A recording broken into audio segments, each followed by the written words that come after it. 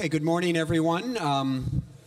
I hope we can get all of you who are staying to settle down. I think we have a uniquely qualified panel for those of you who are interested in China, which is perhaps the fastest growing media market in the world. And we have some of the key players in it this morning. Our session, like the other ones, is quite compact, so I'm not going to spend a lot of time introducing our speakers.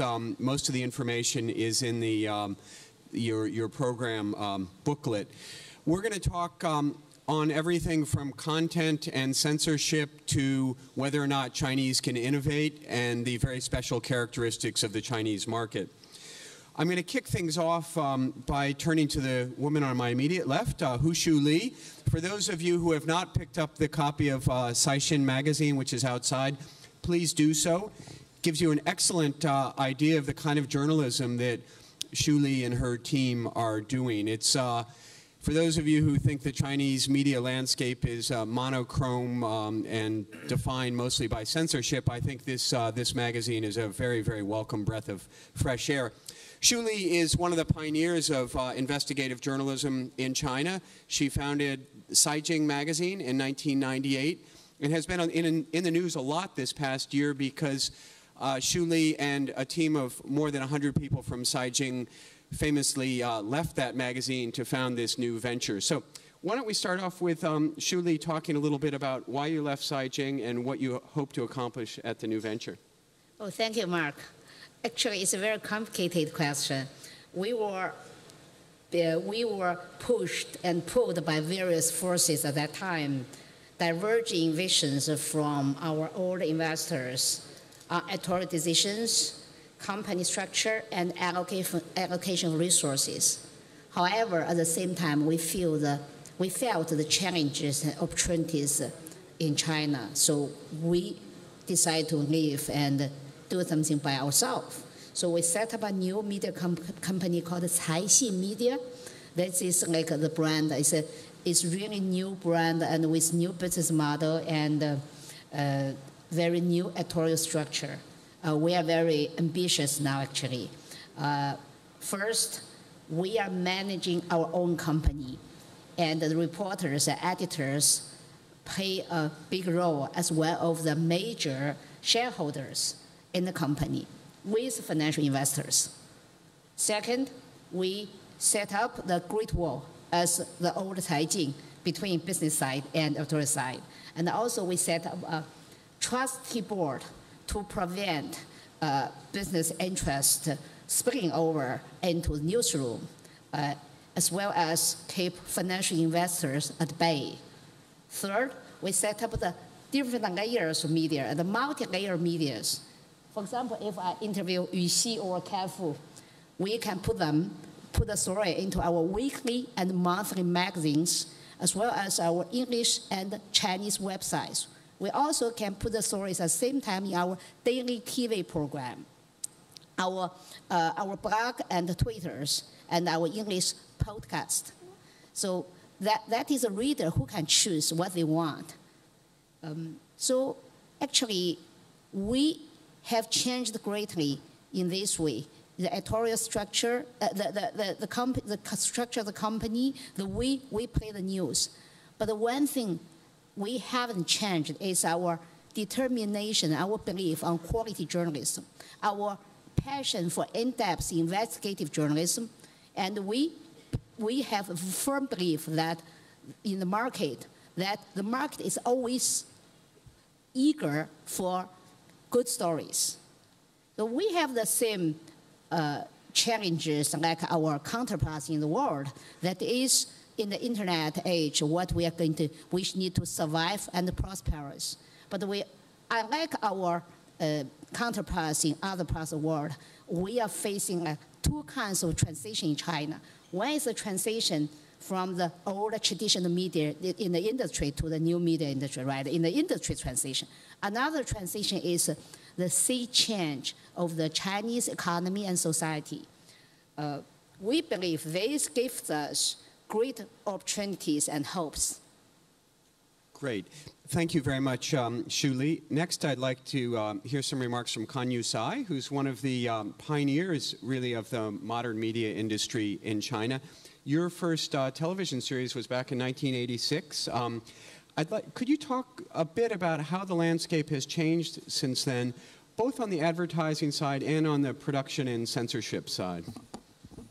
In 1986, when the Chinese government asked me to produce the first foreign-produced television program in China, I was absolutely shocked, because at that time, Chinese did not have television, really.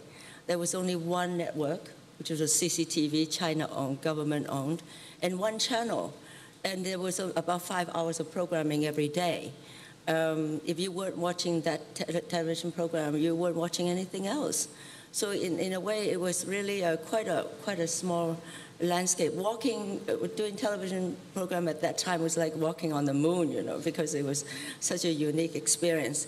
And to have a foreigner, me, produce and host a program on CCTV was really quite an extraordinary endeavor from the point of view of the Chinese government, really. Today, CCTV has 22 channels.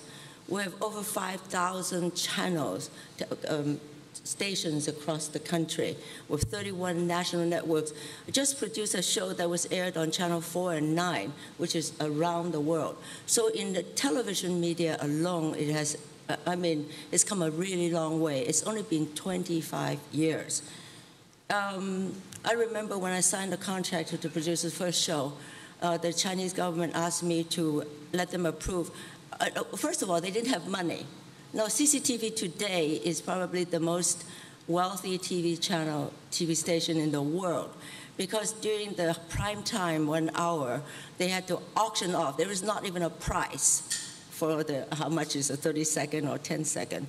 Today, they have to auction off that time. No television station I know in the world does that. In those days, however, when I started 25 years ago, there was no advertising. There was no consumerism in China. So I asked the Chinese government, I said, you asked me to produce a series to tell you about the world, and you don't have any money to pay me. How are you going to pay me? They said, well, we don't have any money. So why don't you give me advertising? My program really started regular advertising on CCTV that goes with the TV show. Now, the first advertising that came in was Nestle Cafe. Now, to introduce coffee to a tea-drinking culture was amazing. You know, I never thought it would work, but you know, if you go to China today, every other street you see a Starbucks. But the second sponsor that came in was Procter & Gamble, and I telex, in those days it was telex. I telex the government and said, please approve. And the telex came back and said, so sorry, we could not approve Procter & Gamble because the Chinese government would not approve gambling. So now you know that has changed tremendously. With all these TV stations and all the print and media, advertising is just all over China. So it's been quite a revolution. Hopefully later in the panel we'll get back to the next 25 years. But let's move on to Li Kai-fu, who I think many of you saw on the panel yesterday. And even for those of you who didn't, probably needs little introduction. He's run both Microsoft and Google's operations in China. He's very, very familiar with both technology and technology policy and media policy in China. And I think you said about 80% is the same in China and 20% is different. What's different in China? And perhaps you'd also like to talk a little bit about, now that you've left Google, what's next? Okay, sure. So I started this new company and fund called Innovation Works about 6 months ago. And I think maybe it's best just to talk about the context in which I find it necessary to do this new venture at the advanced age of 47, which is, most people say, wow, nobody does a startup at this age. But But there are lots of reasons to do that. I see that in China, the business opportunities are tremendous, especially in the internet space. I think you can just do a quick search and you'll find at least 15 companies worth over $1 billion in the internet space. And that's been created in the past 10 years. And the numbers are just astounding. If you look at the number of internet users, will surpass 400 million this year. And the mobile internet users is easily going to surpass 250 million this year. I mean, these kind of numbers will create huge markets and huge opportunities. And it also creates opportunities for people who really understand the Chinese culture, people, and what they need. As mentioned earlier, I think the Chinese users are 80% similar to American users elsewhere. But that 20% difference is incredibly important. And if you don't get it right, you will fail. And having worked in China for nearly 7 years, having a team of basically all native Chinese users and engineers and entrepreneurs, we're able to really understand that need, but at the same time introduce the best ideas and the best business practices and management practices that we learn from great companies like Microsoft and Google. So some of those differences are exemplified in the Chinese user's age. The average Chinese user is 25 on the internet compared to 42 in the US. And mobile is even younger, probably early 20s. And it's very easy to understand that these young people, they want to learn, but more importantly, they want to have fun. They want productivity, but more importantly, they have a lot of time on their hands and they want to use that to find friends and play games and listen to music. The applications, the top 5 applications on the Chinese mobile internet are completely different from the top 5 applications in the US. So I won't go into too much detail here, but just suffice it to say that we think we know how to find that 20% difference and build the magic formula that can create potentially billion-dollar companies of the future. Also, I think the Chinese people are incredibly entrepreneurial. People love startups. They work incredibly hard. We have 100,000 applications in the last few months from China. We have, there's one guy, he comes to wait for me at the door every day for the past month, submitting a new business idea every day. Not that his ideas are great, but this shows you the kind of persistence and love of starting a company. There's one middle-aged person, he came in with his bank account and he said, I want to pay you so I can work in your company.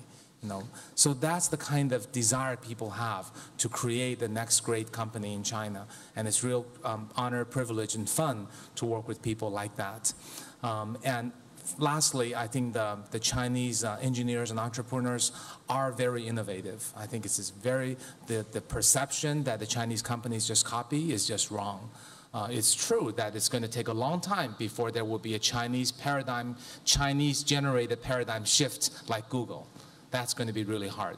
But I think the Chinese entrepreneurs are very clever about business innovations, improvements, features, listen to the customer, work hard and iterate. They've got pretty much everything. Over time, they will eventually make the next Google, but that's going to take a little time. But in the meantime, the kind of business opportunities that we at InnovationWorks can address is tremendous. And we hope to build 5 to 10 companies a year, and hopefully a good number of them will go public in the next 4 to 5 years. Thank you. Great. Thank you, Kai-Fu. Let's get back to that a bit later. I'd like to hear some more specifics about the applications in the Chinese market. Clive, you have a tremendous amount of experience around the world, in Japan, in the US. I think you were born in Malaysia, Yeah. and now you're splitting your time between Shanghai and New York, primarily in the cable business in China. What's happening in that business now, and particularly how is it different from the rest of the world? Right, and following along, I think, the lines of what Kai-Fu has said, one has to understand that the China media industry, particularly the cable industry, is in the midst of a vast change.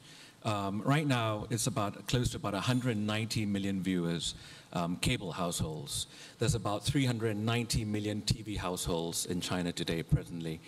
What's important to understand right now is that there's a mandatory digitization program that government has basically mandated. By 2012, all coastal cities are going to have to be digitized. By 2015, the whole country has to be digitized. As you may expect, a lot of the provincial governments, the municipal governments, they're all overachievers. So they have superseded those states. You're seeing right now, a ARPU, which is a monthly collection, going from $1.50 to close to $3.50, in some cities close to $10 when you layer in a lot of different services. It's important for us to basically relate that, a lot of people have the perception that it's very difficult to do business in media in China if you're a foreigner. But one has to understand that, I'm, an overseas Chinese, but it is the way that you do it. And we're always in partnership with the government. The government controls the content. The government basically has the final say in terms of censorship. But you can always work around the partnership with the government by basically working with them. And in terms of ownership, you can always work an ownership that works for the government. But I think there is an urgency need in China today for content. And I think we've heard, from several panels in the last few days that, content predicates basically a lot of the infrastructure. I mean, for us being a cable operator, we now operate in 2 provinces, in Hubei and Shandong. Hubei is 65 million people, Shandong is about 100 million people. So our universal base, we have about 2 million subscribers currently, and we're expanding, both by acquisition as well as mergers. But if you look at it in a whole perspective, we need content to drive the ARPU. It's, suffice to say that we can go from $1.50 to $4, but unless you have good programming, no one's going to pay. And people have choice, even though we operate in a monopolistic control, because we're the only cable TV, operator in the province and in the city itself, in partnership with the government, who also in turn owns the broadcasters as well as the radio stations. So I think, it's good to have in mind, particularly in this panel, of how different the media landscape is today versus where it was. Yeah. It's a good place to come back to Xu Li. If the government has the final word, how do you protect editorial integrity? We have a lot of extensive experience dealing with regulators. Of course, there are some absolute taboos, but they are very few, and we try to avoid it, of course. But beyond that, the complexity of Chinese issues confuses actually media professionals as well as regulators. So in a lot of situations, you have a lot of choices. You can scale back, because you can also go ahead pushing the envelope by thorough, fast, quality journalism. So actually there are 2 ways to go, and we can find the way to insist on quality journalism and finally get survived. Yeah. Are you, at Caijing, you did have some issues where I think some of your copies some issues were pulled from the newsstands. Sometimes you pushed it too far, but most of the time it seemed to be your attitude was, I'll try, better to ask for forgiveness than permission. Much of the Chinese media still, I think, self-censors quite heavily, but it seems that your approach is to say, let's see how far we can push it, and especially in the business and financial and economic area, you have the room to do that. Would that be a good way of summing it up? Yeah, but I think nowadays, I think the progress we have achieved on pushing the envelope, pushing the edge, have already resulted greatly. Nowadays, I think it's easier to identify what we can do and to go ahead. But of course, there's always an unclear boundary you have to think about. But just push it and go ahead. And with the multi-layer media devices, I think we have more opportunities to play the games. Well, is it harder for the government to stop things because the media moves so fast now? They can't read everything ahead of time? I think also because of the judgment of the complexity, they feel confused as well. Sometimes they don't know whether they should stop it or not. Actually, I think we need to change the concept of censorship nowadays compared to the old days. In the old days, maybe the censors come to read all the newspapers and decide whether it should go out or not. If they don't allow it to go, you have to change something in. But nowadays, with thousands of mouses in the market, along with very few cats, and with greatly change the society. Everything can happen, and it's not that simple. So I think there's a lot of ways to deal with and deal with regulators. I'd rather describe them as regulators, not censors, simply the way. Yeah, sorry. Yeah. I think that the regulations, as we call it, is rather unclear. I think the government does it purposely so that they can interpret it anytime they want to, at any moment they want to. When I say moment, it's sometimes political change, political atmosphere changes. So according to that, they apply the censorship. I have, being that we're in television production, I have found that if your television production is really blessed by the highest authority, then it's easier, because the censor wouldn't dare to censor you very easily. But if you're just in the local, normal kind of production, then it can be very complicated. It's very difficult to provide content in China for that reason. There was a show that I did on Catherine Deneuve talking that she was 16 years old when she had a baby. And that was her life story. And they asked me to change that. They asked me to not write that. And I said, why? This is her story. The censor says, well, sorry, we don't want to encourage Chinese children to have babies at the age of 16. So they have their reasons. And unless they explain to you, you don't really know how. But I have seen 30,000 books of mine pulled from the bookstores because we printed a Chinese leader's name, one Chinese character incorrect, just one.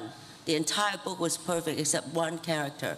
So they recalled all the books from all over the country. So the censorship is tough. Yeah. Let's move from the politics of media more to the business and the technology of media.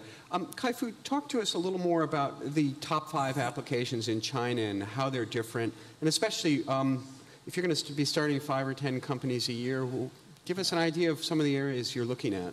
Okay, well, the areas we're looking at Innovation Works are mobile, and mobile. And then I hope you don't give away too much here. No. And if we have a little bit of time, we like e-commerce also. But let me talk a little more detail about mobile. I know that wasn't the answer you were looking for. So if you take a look at the iPhone or the Android application out of box, let's say in an American made something you might buy from T-Mobile or Verizon.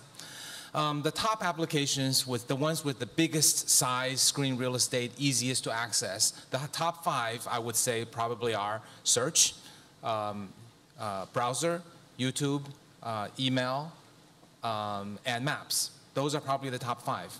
And I think those are completely legitimate. They are great for productivity for American and maybe European usage.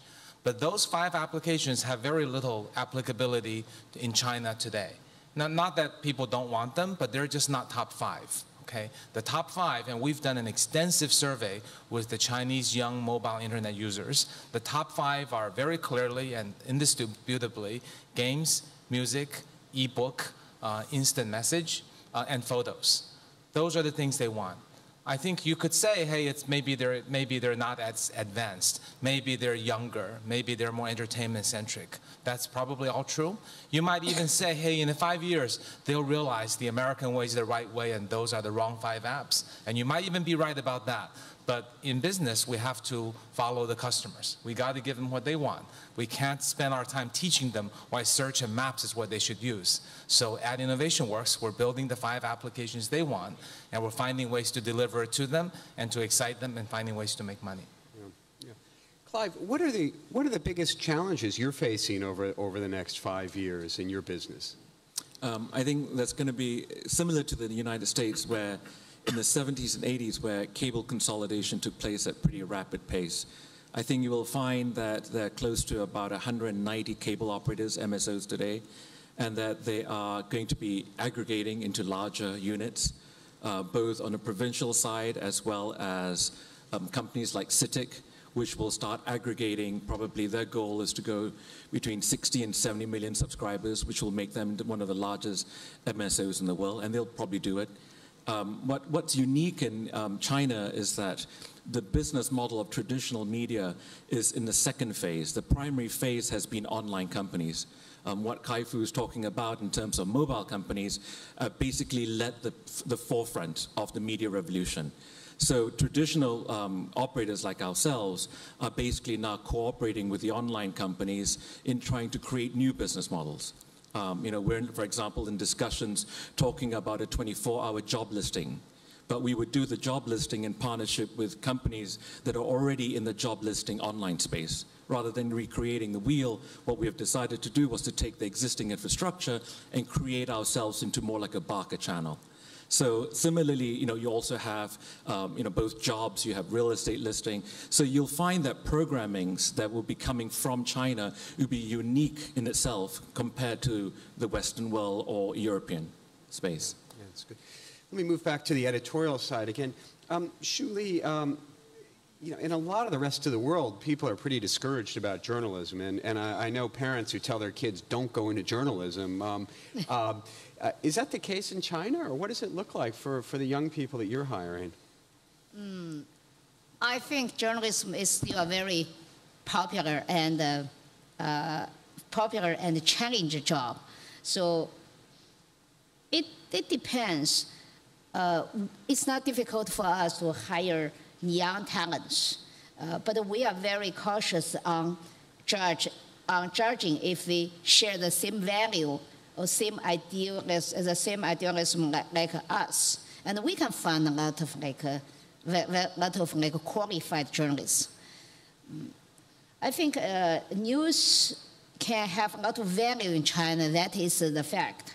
As Yuxi just mentioned, because of the difficulty, if you can survive, to escape from the network of regulation, you add the value for the news. So we believe the news in China is very valuable. So I think that is one of the reasons why this industry can this profession can still attract a lot of young talents. Mm-hmm.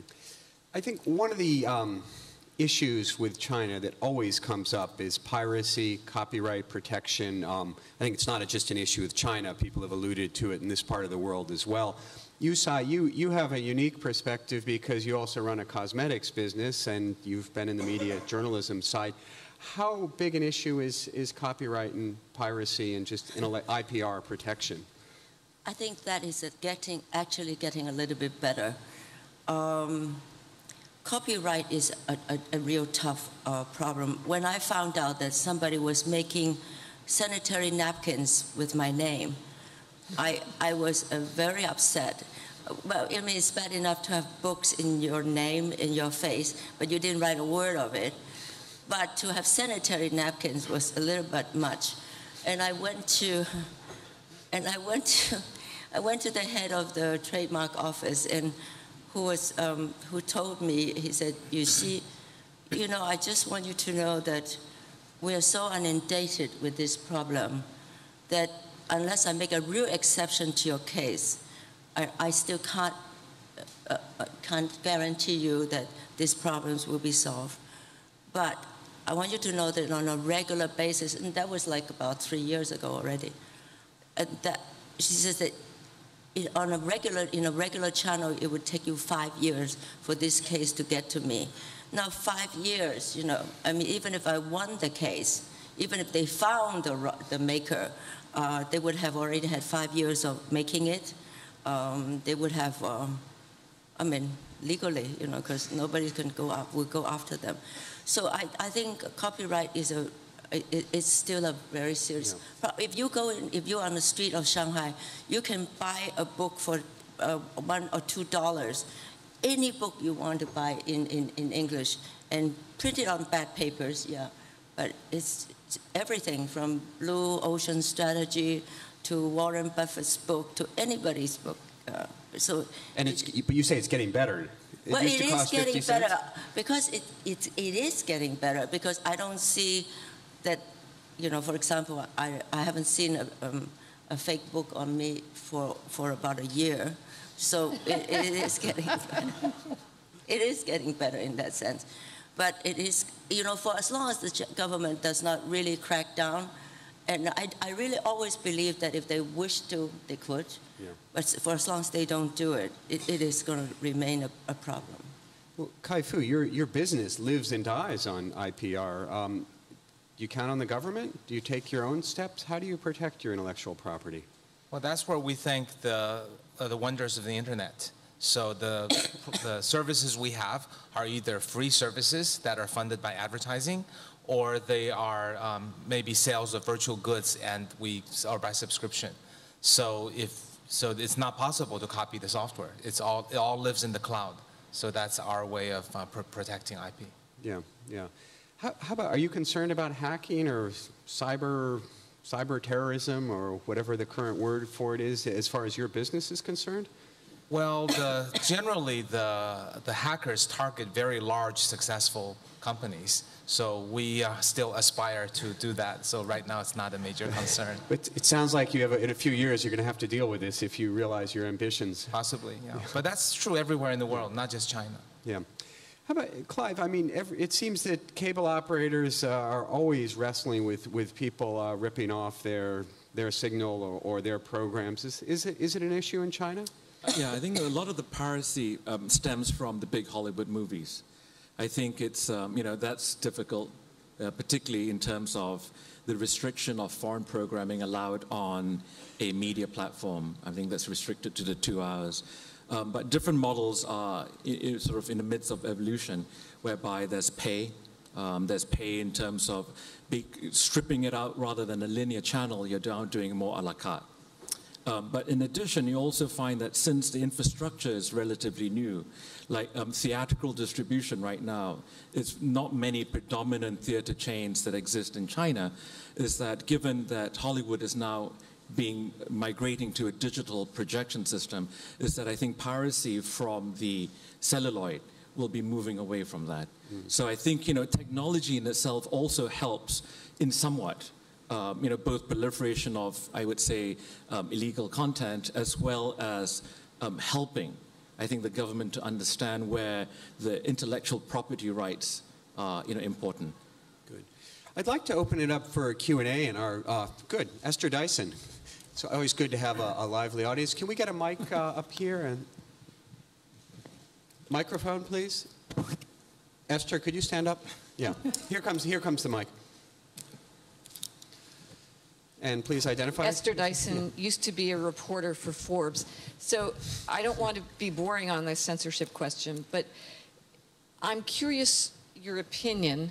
What would happen if the Chinese government suddenly said, no more censorship, anybody can say anything? Would people be totally confused? Would they rise up and throw down the government?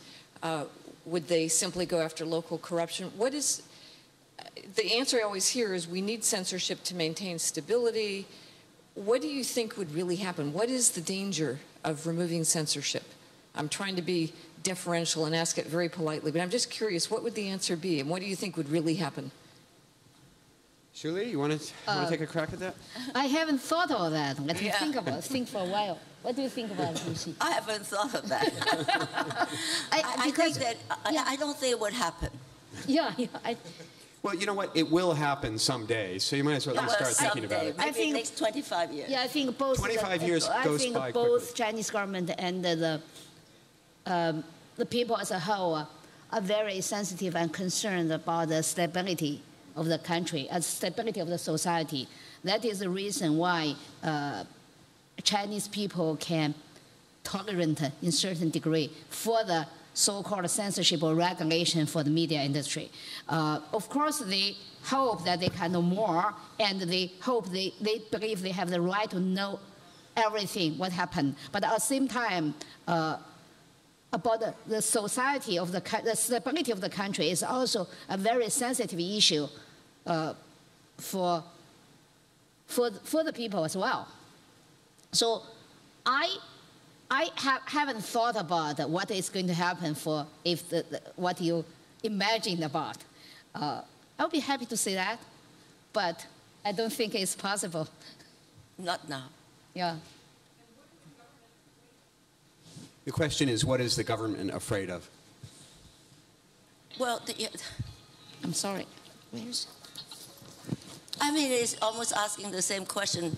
Why does the Dalai Lama matter so much? Yeah, I said, as I said, number one, they're very sensitive on the stability, the stability of the country.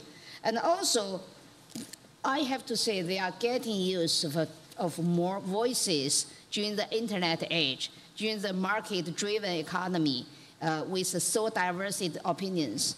I think they didn't imagine they could do that 10 years ago or 15 years ago. Now, I have to say, they are much better. Much better. Much better, yeah. So I don't think it's easy for them to decide we're not going to. Well, you can say anything you want, and for all the media, everything, it's difficult. But yeah, but I think they are much more tolerant and getting use of such kind of like diverse voices in the world. Yeah. Kai-Fu or Clive, do you want to add anything? No? Okay. The woman in the white blouse, right? Yeah, there's a mic behind you. I should just add, I think there's an openness that 10 years ago none of us would have imagined as well. And one of the two answers, Esther, if I could just quickly say, we've seen in Korea and Taiwan an openness that nobody would have imagined 25 years ago. And in the Chinese blogosphere now you can see an openness, and it's not always a pretty sight. I mean, you know, be careful. Sometimes we need to be careful what we wish for, but anyway, on to the next question. Hi, Cynthia Schneider from Georgetown University and the Brookings Institution. I have a related question. First, let me just note this is, I believe, the first panel of the conference in which half of the participants are women. But as a related question, I wonder if you could take a slightly larger bird's eye view and talk about the connection between this incredible entrepreneurial energy. I mean, I think it's probably a bad thing that there's piracy in books, but I'm so excited that people like books that much that they want to pirate them. But this incredible entrepreneurial energy and explosion of information and societal and governmental change. Are they happening on completely different levels? Is everyone going into business? Are any of these innovators going into government? And are the changes happening on a federal level or a local level or not at all? Boy, we have 1 minute left for conclusion. It says, so we're gonna have to run over a little bit. I'm sorry, because this is a great set of questions. Let me let Clive or Kai-Fu start on that, and then we can. On the cable side, I can. What's happening right now is, as most of you know, there's two governing bodies in China. There's MII, which controls all of telecom, and there's SAV, which is State Administration of Radio, Film, and TV, that controls media, which controls all of radio, TV, and content. What's happening right now in the next 6 months, which is revolutionary, is that SAV is actually splitting its control body. So employees of SAV that decides to stay in political power will remain in political power under the FCC, it's kind of FCC condition. But those who want to control the assets are spun off as a separate company. So privatization at the municipal and provincial level is undertaking right now. And in the same instance as you're talking about piracy and freedom of speech, the reason why cable has been identified as an important platform is that it's a closed-loop system. So I think what you might find is there's some give and some take.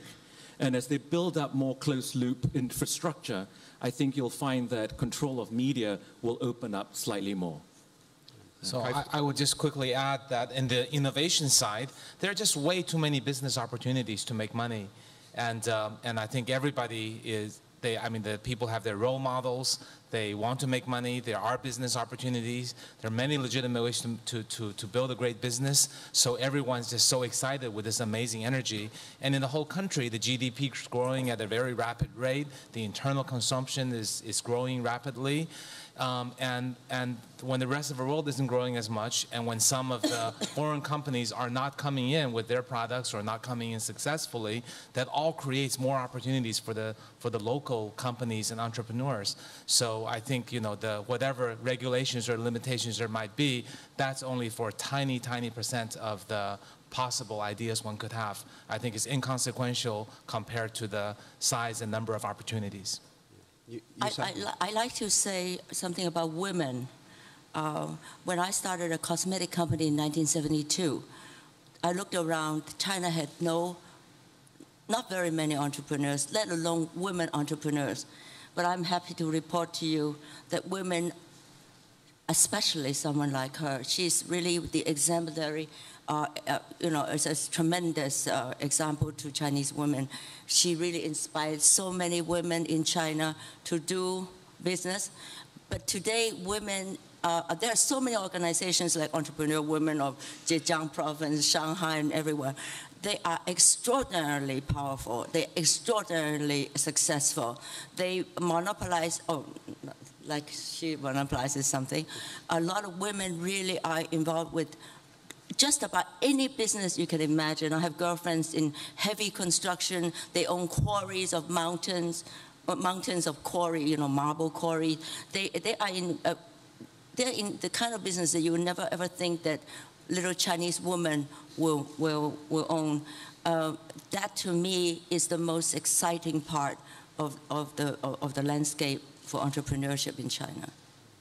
Shuli, do you want to add one? Yeah, I don't know how to identify myself, or whether I'm a journalistic entrepreneur or entrepreneur like a journalist. I just want to say there are a lot of opportunities that can encourage us to do something in China. Just try it. Yeah. If I could try to summarize this quite extraordinary 40-minute conversation, I hope you've all come away with a sense of how complicated the issue of censorship and media control is in China and how quickly it's changing. How incredibly entrepreneurial this country is. People like Kai-Fu are rock stars in China, and they're in turn, I think, inspiring a new generation of people. I mean, these 100,000 people who've applied for your company, the people who are flooding you with job applications. Even 10 years ago, I don't think that would have been the case. And finally, I think that the direction that China is going to develop with all these new media, new technologies, is really quite different than what we've seen in the West, and that it's not necessarily going to be a model for the Middle East or Africa or India, but I think there's a lot the rest of the world is going to be able to learn from China over these last few years. So please join me in thanking our great group of panelists. Thank you.